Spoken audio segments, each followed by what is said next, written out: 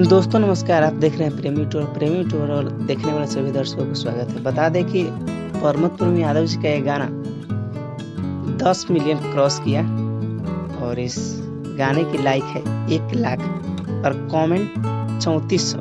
जी, इस गाना आज 1 करोड़ व्यू प्लस यानी 10 मिलियन हुआ।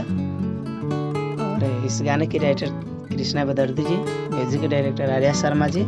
और ये गाना वही है जो आप लोग ने इतना बड़ा प्यार दिया, काटे गईलू है कि बांटे गईलू है जी। इस गाने की वीडियो बे म्यूजिक पर। और प्रेमी फैंस के तरफ से सभी को कांग्रेचुलेसन कि परमत यादव जी का ये गाना 3 वीक में 10 मिलियन प्लस क्रॉस हुआ। तो आप लोग को तहे दिल से धन्यवाद मेरी तरफ से और पूरे प्रेमी टीम की तरफ से आप सभी को शुक्रिया। और मिलते हैं किसी खास एक नए न्यूज के साथ। तब तक के लिए जो भी हमारे चैनल को देख रहे हैं उन सबसे निवेदन है कि हमारे चैनल को सब्सक्राइब करें, लाइक करें, शेयर करें।